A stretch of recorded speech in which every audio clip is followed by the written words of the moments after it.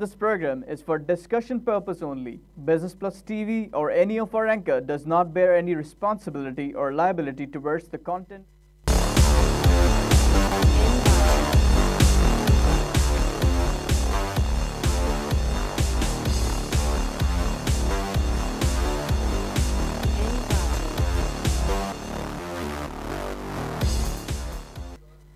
This is Business Plus, broadcasting live from Karachi, Pakistan. You're watching Tips of the Trade. I'm your host, Tariq Khan Javed. नाज़रीन, 10 तारीख को जो मैंने show किया वो upload हो गया। उसके ऊपर मैंने कमेंट्री लिखी कि माशाल्लाह 8वें मुहर्रम के दिन भी मार्केट, हालांकि पार्टिसिपेशन बहुत कम थी, लेकिन फिर भी मार्केट ने बड़ी अच्छी पॉजिटिविटी दिखाई through out the day, and that's a very very big achievement. लोगों को पता था कि इंशाअल्लाह इस दफ़ा पूरा मुहर्रम जो है बड़ी अक़ीदत से सुन्नी और शिया सब मिल के मनाएँगे, और मनाया गया। कोई इंसिडेंस नहीं हुआ, which is a great thing. BBC ने एक ख़बर लगाई ट्विटर पे कि इराक़ में शियाइट्स ने ज़बरदस्त तरीके से आशूरा मनाया। मैंने उसका जवाब दिया, तुम गलत बोलते हो, सब मुसलमानों ने हुसैन के लिए रोते हैं, शियाइट का जिक्र क्यों करता है तुम, सब मुसलमान एक हैं।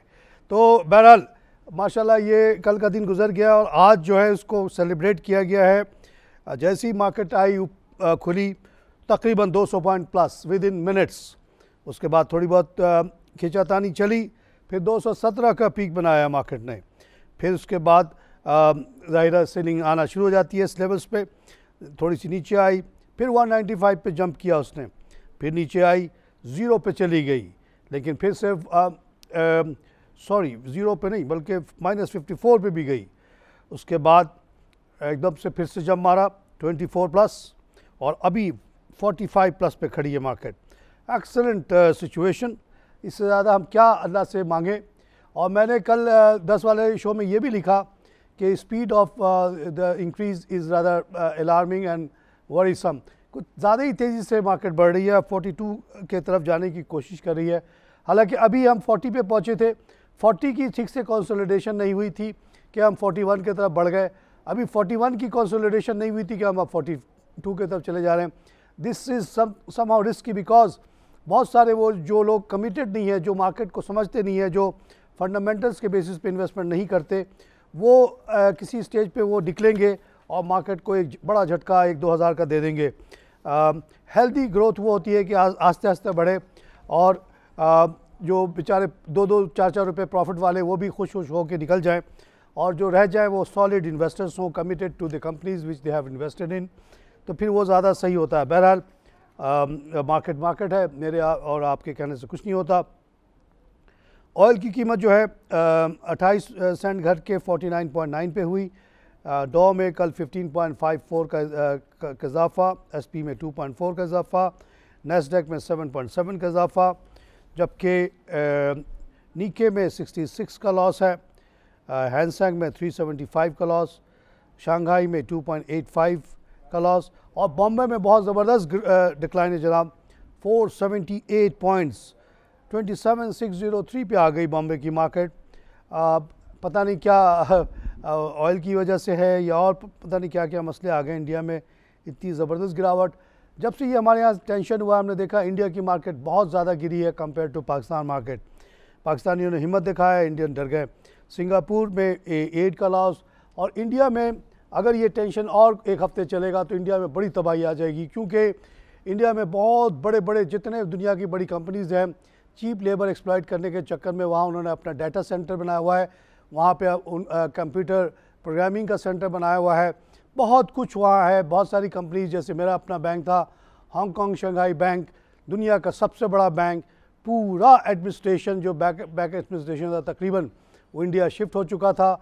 और 2001 में जब जंग के ख़तरात हुए, शायद वो 2-3 हफ्ते रहा था, तो हमारे बैंक में एक अलार्म बेल बज गया, और वो मुझे भी बुलाया गया लंदन कि भाई ये क्या हो गया, तुम लोगों ने क्यों नहीं ये सोचा था कि ऐसा भी हो सकता है, इसका अब हल क्या है। हल ये है कि जल्द से जल्द जितने फाइल्स हैं उसकी कॉपी बनाओ, और एक सेंटर बनाओ साउथ अफ्रीका में, एक सेंटर बनाओ ब्राज़ील में, ताकि अगर यहाँ इंडिया पाकिस्तान एक दूसरे को मारने पे उतर आएँ और ये पूरा इलाका तबाह हो जाए, तब भी उनका डाटा कहीं ना कहीं महफूज रहे। इसीलिए इंडिया से दूर रखा गया था, श्रीलंका में नहीं रखा, दुबई में नहीं रखा, साउथ अफ्रीका एंड ब्राज़ील में रखा। तो इंडिया बहुत ज़्यादा सफ़र करेगा। हमारे यहाँ इतनी कोई है ही नहीं इन्वेस्टमेंट, एक दो छोटी मोटी चुटपुटिया कंपनी है, TRG, नेटसोल जैसी, उनमें कितने लोग काम करते हैं, क्या करते हैं, कोई फ़र्क नहीं पड़ता। तो India will suffer if this tension continues. नाज़रीन, एक जो इम्पोर्टेंट ख़बर है, पिछले हफ्ते उमेर भट्ट साहब ने बार बार मुझे ट्विटर पे टैग किया कि जी गवर्नमेंट जो है 36% या 34% गैस की कीमत बढ़ा रही है। पंजाब में अलग या नॉर्थ का अलग था, साउथ का अलग था, और उस पर और लोगों ने भी मुझसे कहा कि आप बताइए कि क्या ये सुई गैस नॉर्दर्न गैस के लिए नुकसानदेह होगा, सिंध के लिए नुकसानदेह होगा, और इस तरह के बड़े लंबी चौड़ी हमने डिस्कशंस करते रहे। मैं बार बार पॉइंट आउट करता रहा कि बढ़ाने का तो कोई सवाल पैदा नहीं होता। गैस एक ज़माने में $18 का 2-3 साल पहले होता था, अब $3 का है। तो अब तो केस है रिडक्शन की, बढ़ाने की क्या बात हो रही है। और फिर आज उमर साहब ने फिर से कंफर्म किया कि सब कुछ डिनाई हो गया है, कोई इंक्रीज़ वगैरह नहीं हो रही है। और फिर मैंने उन्हीं को यही बात लिखी कि there is a big case for reduction of gas price. अगर आप इंटरनेशनल मार्केट पे छोड़ दीजिए, गवर्नमेंट ऑफ पाकिस्तान कहे कि मेरा क्या काम गैस से, मेरा क्या काम का है तेल से, मेरा क्या काम का बिजली से, जैसे कि प्राइम मिनिस्टर ने ऑलरेडी कहा है कि कम्प्लीटली डीरेगुलेट करना चाहते हैं बिजली को, और उस पर भी मैंने काफ़ी कंट्रीब्यूशन दी है कि क्यों होना चाहिए। अगर आप 2009 का मेरा शो देखें तो मैं आते ही पहला नारा ये लगाया कि क्यों रेगुलेट किया हुआ है तेल को, क्यों रेगुलेट किया हुआ है गैस को, क्यों रेगुलेट किया हुआ है बिजली को। और ये तमाम शॉर्टेजेस जो आप देखती हैं हमेशा रेगुलेशन से आती है। एक रूल ऑफ थंब बताता हूँ, आप किसी मुल्क में जाएं, आप देखें कि किसी चीज़ की कमी है, शॉर्टेज है, आपको समझ जाना चाहिए कि यहाँ पे ये या तो गुंडागर्दी हो रही है, कुछ बड़े ग्रुप ने मार्केट को कॉर्नर किया हुआ है, या हुकूमत जो है ख़ुद गुंडागर्दी में शामिल है और मिलजुल के खा रही है कुछ गुंडों के साथ। तो जो भी चीज़ की कमी होती है उसके पीछे गवर्नमेंट का रेगुलेशन होता है। आप फ्री कर दें किसी भी चीज़ को तो इतने बायर सेलर्स आ जाते हैं कि वो मसला देखते देखते हल हो जाता है। आप अगर किसी पाकिस्तान के किसी छोटे शहर में उतरें जहाज़ से और आपको वहाँ पर टैक्सी ना मिले, रिक्शा ना मिले, तो समझ जाइएगा कि कोई बदमाश ग्रुप जो है यहाँ पे काबिज़ है, और वो अपने ही रिक्शा टैक्सी चलाता है और किसी को और को चलाने नहीं देता, या हुकूमत के साथ मिल के उसने कुछ ऐसा सिस्टम किया हुआ है कि लोग इस कारोबार में नहीं आते। कोई चीज़ की कमी देखें समझ जाएँ कि गवर्नमेंट की बदमाशी है। अदरवाइज़ कैपिटलिस्ट सिस्टम में इतना पैसा लोगों के पास है, लोग तलाश में होते हैं अपॉर्चुनिटी के कि क्या करें, कौन सी दुकान खोलें, कौन सा कारोबार करें, रिक्शा चलाएँ, ऑटो शॉप खोलें, सब खोलने के लिए तैयार होते हैं। सिर्फ जहाँ पे पाबंदी होती है वहाँ पे प्रॉब्लम आती है। तो आज अगर गवर्नमेंट निकल जाए तेल के कारोबार से, कह दे कि जी हमें नहीं पता कि कौन तेल ला रहा है, कहाँ से ला रहा है। अभी मुर्तज़ा वहाब साहब हमारे जानने वाले बच्चा है, हमारे दोस्त फौजिया वहाब और वहाब का बेटा, उसने बड़ा फ़ख्र से कहा कि जी हमने ईरानी तेल के टैंकर्स को पकड़ लिया मलीर में, ये हब से जो औरंगी टाउन आती है, सबको पता है 100 टैंकर आते हैं हमेशा वहाँ, और ईरान बॉर्डर से लेके कराची तक कम से कम 50 जगह उससे भत्ता लिया जाता है, इसीलिए वो आके यहाँ महंगा हो जाता है। पूरे बलूचिस्तान में जो कि 43% ऑफ पाकिस्तान है, ईरानी तेल खुलेआम बिकता है। जैसे ही वो हब रिवर क्रॉस करके पाकिस्तान सिंध की तरफ आता है वो एक क्रिमिनल एक्ट बन जाता है। किस बात की क्रिमिनलिटी? अगर कोई इलाके औरंगी में, मंगोपीर में और इस तरह के मसाफाती इलाके में पेट्रोल 50 रुपये का लीटर बेच रहा है तो उसमें अच्छी उसको शाबाशी देनी चाहिए या उसको मारना चाहिए। हाँ, अगर वो 80 का बेचेगा तो बहरहाल कोई ख़रीदेगा ही नहीं, लेकिन अगर वो सस्ता ला के किसी को दे रहा है, आवाम को फ़ायदा पहुँचा रहा है, तो उसमें नुकसान क्या है? तो मैं सिंध गवर्नमेंट को कहता है कि आप बलूचिस्तान की तरह आप भी कह दें कि जी हमें कोई एतराज़ नहीं है, जो भी गैस तेल लाता है लाए, एज़ लॉन्ग एज़ आवाम को फ़ायदा है हमें कोई एतराज़ नहीं है, भले हमको रेवन्यू कम मिले, वी डोंट केयर। तो लेट ईरानियन ऑयल कम, लेट उज़्बेकिस्तान ऑयल कम, लेट तुर्कमेनिस्तान ऑयल कम, कहीं से भी आता आए, जो भी कोई सस्ता ला के बेच सकता बेचे। वाई PSO, वाई शेल, why Caltex, why these 4-5 companies should have the monopoly to sell oil? What's the big deal in selling oil? पूरे इलाकों में पाकिस्तान में आप जाएँ, वो डब्बों पे लेके बैठे होते हैं, बेच रहे होते हैं, बेचने वाले खरीदने के इतमाद है, कोई प्रॉब्लम नहीं है वहाँ पे, कोई आग वाग नहीं लगता। आइए लाइव कॉल से बात करें। हेलो, अस्सलाम वालेकुम। वालेकुम।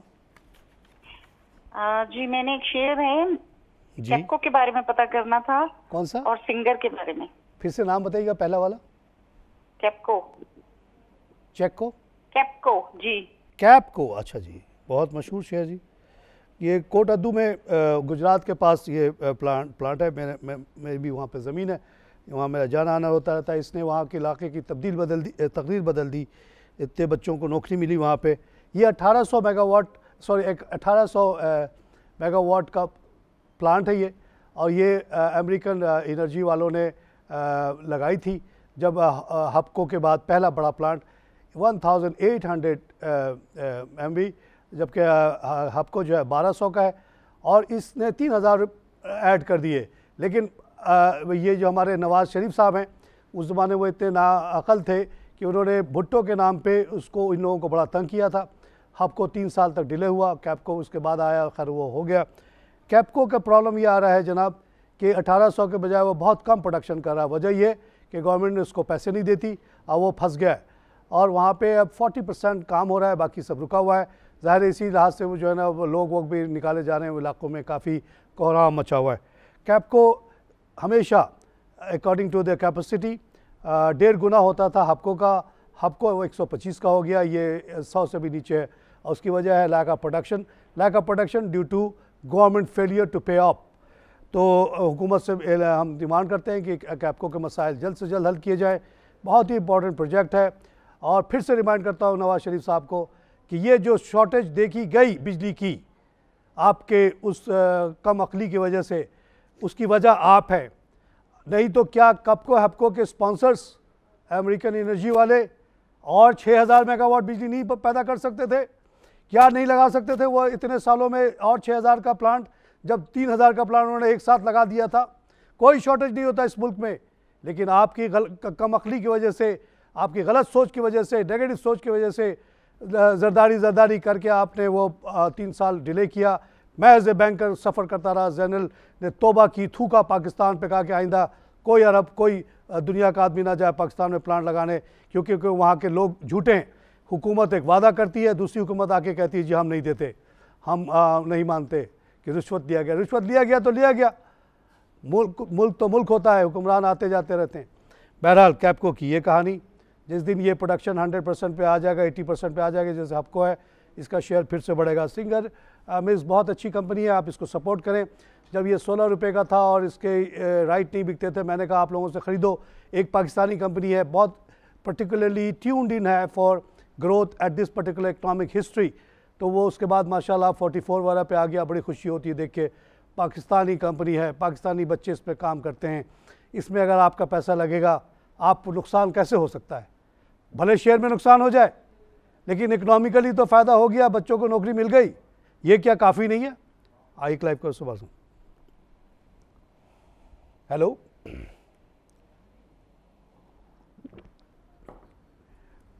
कॉल ड्रॉप हो गई है। मैं कंटिन्यू करता हूँ ऑयल, गैस एंड पावर पे। प्राइम मिनिस्टर ने अक्लमंदी दिखाई है। अब कहा है कि ये पावर के काम सब निकल जाएंगे। मेरा डिमांड है कि नेपरा नाम की कंपनी को ऑर्गेनाइजेशन को बंद कर दे। एक गलत काम किया था नवाज शरीफ ने वे बैक, और दूसरा गलत काम किया नेपरा ने 2007 में, जब एक बहुत बड़ी चाइनीज़ कंपनी शिनवा आई और उसने कहा कि 6000 मेगावाट बिजली हम बनाते हैं थर के कोल से। वो मेरे ख्याल में 5 से लेकर 7 तक लगी रही। इस दौरान सिम के CM जो थे सिंध के, उन्होंने बड़ा अच्छा काम किया। थरपारकर में बेहतरीन रोड बना दिए, एयर स्ट्रिप बन गया। अब वो प्रोडक्शन शुरू करने वाले थे कि नेपरा ने 3 सेंट की लड़ाई ऐसी उनसे लड़ी रुश्वत ना देने पे कि वो आखिर में वो भाग गए। उसके बाद बड़े powerful so called leader Musharraf साहब ने 4 चक्कर लगाए शिनवा को मनाने के लिए, वो नहीं आया। उसने कहा कि आप लोग अपने आप को मुसलमान करते हो, झूठ बोलते हो। इस्लाम ने सबसे पहले कहा कि रुश्वत लेना देना मना है। आप लोगों ने तो भूल गए, लेकिन हमारे हुक्मरानों ने यह कानून जो है चाइना में लागू कर दिया। कम्युनिस्टों ने, उन्होंने कहा रसूल जो कह के गया था सही कह के गया था, जो रिश्वत लेगा सबसे बड़ी सज़ा उसकी, कोई शराबी हो, जनाई हो, ठीक है, उसको उससे 1-2 आदमी को नुकसान होता है, लेकिन जब रिश्वत लेता है तो लाखों लाख लोगों को नुकसान हो जाता है। इसकी बेहतरीन मिसाल आपके पास शिनवा है। आज अगर 6000 मेगावाट की बिजली वहाँ लग चुकी होती तो वहाँ की ज़मीनों की कीमत जो मैंने उठाई थी 6-6 हज़ार एकड़ के हिसाब से, मैं और मेरे साथियों ने, हमने सोचा था वहाँ पे होटल खोलेंगे, पेट्रोल पंप खोलेंगे, उसकी कीमत हो जाती 6-6 करोड़। अगर आज उसकी कोई पूछने वाला नहीं है, बेकार पड़ा हुआ है। और थर में जो आप भूख की कहानियाँ सुनते हैं, कोई भूख की कहानी होती। थर सबसे अमीर तरीन इलाका हो जाता, नहीं हुआ किसकी वजह से? नेपरा की वजह से। नेपरा का जो भी लोग थे वो सिर्फ पैसा मांग रहे थे कि हमें लेके जाना है अमेरिका, सारे बच्चे हमारे वहाँ बैठे हैं, हमें क्या मतलब थर्ड पार्कर से और थर्ड पार्कर के भूखे अवाम से। ऐसे ऐसे इदारों को फ़ौरन बंद करना चाहिए। आइए क्लाइव कॉल से बात करें। सलाम वालेकुम सर। वालेकुम सलाम। अब्दुल कयूम बोल रहा हूँ वाकई से। सर कैसे हैं? कयूम साहब welcome sir. Sir thank you very much. Sir banking sector थोड़ा सा मुझे लग रहा है इम्प्रूवमेंट कर रहा है जी, तो आप कैसे देखते हैं इसको? सर बैंकिंग सेक्टर ना कहें, इसको कहें आप नेशनल सेविंग सेक्टर। ये बैंक्स हमारे बैंक नहीं है। मैं बैंक मानने से इनकार करता हूँ इनको, क्योंकि वो आपसे पैसा लेते हैं और 80% तक जो है वो गवर्नमेंट को दे देते हैं। तो they are just like national saving, they are not banks. अगर ये आज बैंक बनने के लिए तैयार हो जाएं, अपने एयर कंडीशन कमरों से निकलें, सड़कों पे जाए, बहुत अपॉर्चुनिटी है। 40% पे लोग बोरो करके कारोबार कर रहे हैं इस मुल्क में। उनको अगर आप 20% पे देंगे कर्जा तो क्या वो नहीं लेंगे? वो अपनी बीवी का जेवर, बच्चे का बाईसाइकिल, अपना घर, अपना ज़मीन सब देने के लिए तैयार हैं गिरवी के तौर पे। 100% दे दें, 50% भी दे दें, नहीं देते क्योंकि उसमें मेहनत होती है। बैंक में, स्टेट बैंक में वो गवर्नमेंट को देने में बड़ा आसान है। जिस दिन बैंकर्स पाकिस्तान के बैंकर बन जाएंगे, ये बैंकिंग सेक्टर इतना चलेगी कि आप हैरान हो जाएंगे। इतना यहाँ पे कारोबार मौजूद है। हम जैसे लोगों ने पैदल चल चल के और जा के मशीन और ये सब चेक कर के बैंकिंग की, मेहनत कर के सेहत ख़राब कर ली, तब जाके हक हलाल का कमाया। कोई बैंक अपने बैंक को नुकसान होने नहीं दिया। 1% ज़्यादा कभी कमा नहीं पाए। यहाँ अभी भी 5% कमाई है। अगर ये प्राइवेट सेक्टर को, छोटे कंपनियों को पैसा दें, आप 5 के बजाय ये 15 कमा सकते हैं, और इतनी बड़ी कमाई तो दुनिया में नहीं है। तो बैंकिंग सेक्टर को बैंकिंग सेक्टर नहीं मानता मैं, नेशनल सेविंग सेंटर का हिस्सा है ये। आइए एक लाइव कॉल से बात करें। अस्सलाम वालेकुम डॉक्टर साहब। वालेकुम जनाब। मैं नहीं बोल रहा इस्लामाबाद से। आपके मशवरे बहुत अच्छे होते हैं सर। बहुत शुक्रिया सर। अच्छा, अभी ये बताएं, आज SSG और SNGP आज दोनों कम थे, इसकी वजह? और दूसरी PRL के लिए आप कहते हैं कि ये 4 प्रोडक्ट से 12 पे आएगा। उनकी जो रिपोर्ट आई है तो उसमें कोई जिक्र नहीं है सिवाय ये कि वो एक डीजल का कोई वो उसको डबल कर रहे हैं। नहीं सर, ये गलत है। यहाँ पे मेरे शो में उनके CFO साहब जो है बता के गए सारे डिटेल। एक बहुत बड़ी डेवलपमेंट है। ये वाहिद प्लांट था जो बहुत बैकवर्ड प्लांट था, बहुत ही आउटडेटेड प्लांट था। उसको बेहतर करने के लिए, अप टू डेट करने के लिए उन्होंने आप लोगों से बहुत बड़ी पैसे लिए, साथ साथ बैंकों से 3 बिलियन लिया, और वो प्लांट लग रहा है। उसमें टाइम लगता है, बड़ा सोफिस्टिकेटेड काम है ये, और ये हो रहा है, ये होगा, क्योंकि इस तरह का प्लांट वायबल नहीं है, बंद हो जाएगा अदरवाइज़। जब दूसरे प्लांट से 12 प्रोडक्ट और ये सिर्फ 4 प्रोडक्ट बनाएंगे, ये बनेगा। ये सब किस्म की जो इन्वेस्टमेंट होती है, PRL जैसी इन्वेस्टमेंट, PIBTL जैसे, सब्र तलब है, और सिर्फ साबिर को ही फ़ायदा होता है। ये तेज़ी, चालाकी, अक्लमंदी दिखाने वाले हमेशा नुकसान में रहते हैं। अभी जब मैं आ रहा था तो मुझे एक जगह पे नज़र आया सूद का कारोबार, कोई इस्लामिक लेक्चर का इश्तहार था, तो मैं समझ गया कि क्या कहना चाह रहे होंगे। सूद के कारोबार को वो सही तरीके से कहेंगे कि ये नाजायज़ है। मैं कहता हूँ सूद, शेयर का कारोबार जो है, कारोबार यानी शेयर ख़रीदना बेचना, just the share, you don't know anything about it, just you think कि अभी यार 8 का ये कल 10 का होने वाला है, मैं ख़रीद लूँ। मुझे कुछ पता नहीं है कि इस कंपनी का नाम क्या है, कहाँ है, क्या करता है। इसको हराम कहता हूँ, मैं भी हराम कहता हूँ। लेकिन जो सब्र करके, एक समझ बूझ के कि चलो अपनी कौमी कंपनी PRL में पैसा लगा रहा हूँ, मैं PIBTL में पैसा लगा रहा हूँ, मैं सिंगर में पैसा लगा रहा हूँ, इससे इंशाअल्लाह मुल्क की तरक्की होगी, हमारे बच्चों को नौकरी मिलेगी, उनको कभी नुकसान नहीं होगा। अल्लाह यहाँ भी उनको जज़र देगा, वहाँ भी जज़र देगा। इसके साथ लूँगा एक छोटी सी ब्रेक।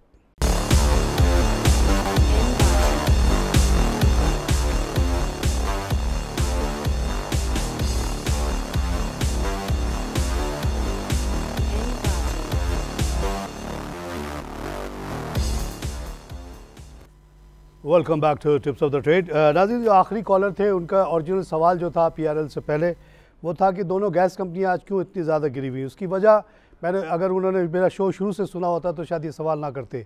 उसकी वजह ये कि बहुत ख़बर चली पिछले 8-10 दिन से, उमैर भट्ट साहब ही बेसिकली मुझे अपडेट करते रहे और उस पर सब डिटेल देते रहे कि डिसीजन हुआ है कि गैस की कीमत 34 से 36% बढ़ा दी जाएगी और ये फ़ायदेमंद होगा या नहीं होगा, सिंध का, साउथ का क्या होगा, नॉर्थ का क्या होगा, इस पर लंबी बहस चली। उस पर थ्रू आउट मेरी व्यू ये था कि I don't accept this because $18 से घट के तेल की कीमत हो गई है $3। दुनिया भर में आप इतना ज़्यादा रेट नहीं रख सकते। ये CNG जो 67 का पाकिस्तान में बिक रहा है उसकी असल कीमत सिर्फ $12 है। इसी तरह जो डोमेस्टिक गैस है जिसको आप कहते हैं हमने बड़ी मेहरबानी की हुई है, झूठ कहते हैं आप। अगर इंटरनेशनल प्राइस पे मिले तो $3 यानी कि 310, 20, $25 में 10 लाख 1 मिलियन फिट गैस मिलता है इस वक्त दुनिया में। इतना सस्ता तो हवा भी नहीं मिलता। तो घरों में जो डोमेस्टिक जो भी जा रहा है, अगर आप गवर्नमेंट ऑफ पाकिस्तान हाथ जोड़ते हैं, प्लीज़ निकल जाएं, ये सब कारोबार से अपने आप को बदनाम ना करें। आप रिश्वत लेते नहीं लेते, आपको हिस्सा मिलता है या नहीं हमें नहीं पता, लेकिन नाम तो आपका आता है। सबसे ऊपर तो आप पढ़ो, अल्लाह भी सबसे पहले आपको पकड़ेगा, बड़े जूते मारेगा कि आप लोगों के रहते हुए ये तेल गैस जिसको $12 का होना चाहिए था 67 में कैसे बिका। घर में जो गैस मिलना चाहिए था $2 का वो $14 का क्यों बिका। जो इलेक्ट्रिसिटी $4-5 की मिलनी चाहिए थी वो $14-15 पे क्यों बिकी। पेट्रोल जो कोई $30-35 का है वो क्यों बिकता है $64 का। सब आपके ऊपर अजाब आएगा। अभी भी बच जाओ, अभी भी 1-1.5 साल है, उसमें भी अपने आप को बचा लें। जाते जाते कह देना कि जो गलती पहले हुई उसकी माफ़ी मांगते हैं और आइंदा से न गैस के कारोबार में हम पड़ेंगे, न कोयले के कारोबार में हाथ काला करेंगे, न बिजली बनाने के कारोबार में हाथ काला करेंगे। जिसको बिजली बनाना है बनाए, तारिक खान अपने बिजली बना के अपने इलाके में सप्लाई करे। आपको क्या तकलीफ़ है। अगर बिजली जाएगी तो मुझे आके लोग पकड़ेंगे, मैं उनको जवाब दूंगा कि हाँ भाई ये हो गया, मोहल्ले वाले समझेंगे। आपका क्यों आपने पाबंदी लगाई हुई है मेरे पे बिजली बनाने की। अगर मैं घर में जनरेटर रखूँ तो ठीक है, लेकिन अगर मैं 50 मेगावाट का एक छोटा सा प्लांट लगाऊं दोस्तों के साथ मिलके एक लिमिटेड डेनवर के अंदर के नाम पे, तो आप आके मुझे अरेस्ट कर लोगे, बंद कर दोगे कि क्यों बिजली बना रहा है भाई। बिजली की तो यहाँ कमी है और तू बना के बिजली की कमी ख़त्म कर रहा है। तो फिर हम लोगों को 600 बिलियन का रिश्वत को कौन देगा। तू कहता है कि ईरानी तेल आने दो, ईरानी तेल आएगा तो ये जो रास्ते भर में 50 आदमी देता है भत्ता, वो सारा भत्ता बंद हो जाएगा। तुम तो बहुत जालिम आदमी है। कि क्यों मिले लोगों को $50 का पेट्रोल ईरानी, क्यों ना 64 का बेचे PSO, क्यों ना 64 का बेचे शेल। तो आप लोग तो हो शेल और PSO से आपको माल मिलता है, आप लोग बोलते हो हमें नहीं मिलता। हम तो वही बोलेंगे जो हमें अच्छा लगता है। I want to buy Iranian tel at the rate of 50 in Karachi, let me have it. If I can buy it in hub, if I can buy it in Sakran, if I can buy it in Bela, if I can buy it in Quetta without any problem, why not here? आइए Clive, एक ही मुल्क है या दो मुल्क है। 43% of countries called Balochistan, where the Iranian oil is completely freely sold. Provincial government ने कह दिया जी इस मामले में हम कुछ नहीं कर सकते, क्योंकि बहुत बड़ी तादाद में जवानों की रोजगार इस पर डिपेंडेंट है। आइए क्लाइव से बात करें। हेलो हेलो हेलो, मैं मीरपुर आज़ाद कश्मीर से बोल रहा हूँ, Shabir. Mirpur Azad Kashmir, sir welcome sir. तो मेरे पास जी शेयर हैं कुछ 3-4 कंपनियों के, तो ये बताएं कि ये ना कैसे हैं। ये नाम बताइए। एक पाकिस्तान ये ना रिफाइनरी है, पाकिस्तान रिफाइनरी बहुत अच्छी है जी। तो एक ये ना PIBTL है, PIBTL बहुत अच्छा। और एक जो है वो है तो गुल अहमद के बारे में ज़रा बता देना ज़रा तफसील से। सर बहुत अच्छी कलेक्शन सर, आपको मैं मुबारकबाद देता हूँ आपके विजडम पे। आपने सारी शेयर्स अच्छे खरीदे हुए और आपको जितना भी ब्रोकर कहे कि बेचो बेचो वो ये हो गया वो हो गया, आप कहना नहीं जी ये सब पाकिस्तानी कंपनी है, मैं पाकिस्तानी हूँ, मैं चाहता हूँ कि मेरा मुल्क तरक्की करे, मैंने पैसा लगाया, अल्लाह मालिक है, मेरा मुल्क तरक्की करेगा, ये सारी कंपनी तरक्की करेंगी और मुझे बहुत खुशी होगी और यहाँ भी अजर मिलेगा, वहाँ भी अजर मिलेगा। पाकिस्तान रिफाइनरी अभी बहुत तफसीली इस पर बात मैंने की है। डेफिनेटली 4 प्रोडक्ट से 12 प्रोडक्ट की तरफ जा रहा है। पैसा आप लोगों ने दिया, बैंकों से लिया गया और इस पर काम हो रहा है, टाइम कंज्यूमिंग है। जिस दिन ये अपग्रेड हो गया ये शेयर आप देखेंगे ये 45 वाले से बढ़ के 100-200 का हो जाएगा। आप देख लीजिए नेशनल कितने का मिल रहा है, अटक कितने का मिल रहा है, आप खरीद नहीं सकते क्योंकि वो फुली सोफिस्टिकेटेड प्लांट्स है। PIBTL पे काम तेज़ी से हो रहा है, मैं अक्सर उसकी अपडेट देता रहता हूँ। बहुत जल्द इंशाल्लाह वहाँ पे काम शुरू हो जाएगा जनवरी फरवरी में। अभी एक खबर आई कि वो कुछ एनर्जी, वो जो इन्वायरमेंट वाले शोर मचा रहे हैं कि जी कोयला उतरेगा तो ये हो जाएगा, उस पर लोगों ने कहा बड़ी नेगेटिव खबर है। मैंने कहा है, लेकिन कोई ऐसी भी नहीं है। आपको पता है कि रियल लाइफ में क्या होता है, इन्वायरमेंट वाले साइड में हो जाते हैं और पैसे वैसे लेके बैठ जाते हैं। तो और जो भी सेफ्टी मेजर्स वो कहेंगे ऑफ कोर्स वो लेंगे। PIBTL में सिर्फ कोयला तो नहीं उतरेगा, 50 किस्म की चीज़ उतरेगी। गुल अहमद एक हमारा फ्लैगशिप है, आइडियाज़ के नाम से इसके बेहतरीन शॉप्स आप देखते हैं तमाम यहाँ के मॉल्स में और बाहर भी, और ये आपकी चीज़ों को बहुत हाई वैल्यू पे जाके बेच रहा है। ये सूट अगर आप ले आके बाहर भेज दें तो आप 50,000 में बेच देंगे, जबकि अगर यही इसी में जो भी धागा लगा हुआ है इसको बेचेंगे तो आपको 500 मिलेगा, और इसका अगर रुई बेच देंगे तो आपको मिलेगा 200 रुपये। तो 200 को 50,000 करने में गुल अहमद का काम है। इसी तरह हमारी फ्लैगशिप है निशात, बहुत पसंद करता हूँ इस कंपनी को भी। और जो करम है, ये लोगों ने दुकानें खोली हैं। हैबिटाट है, उसने सिर्फ कॉटन के कपड़े बनाता है, खद्दर के, और वो एक बहुत खूबसूरत काम कर रहा है। Salute them all for the enterprise and the work for Pakistan. और इंशाल्लाह इन सब कंपनियों में बरकत होती चली जाएगी। आप बिल्कुल ना बेचिएगा भाई इसको। नाज़रीन, मुझे यहाँ पे एक छोटा ब्रेक लेने के लिए कहा जा रहा है। ब्रेक के बाद फिर हाजिर।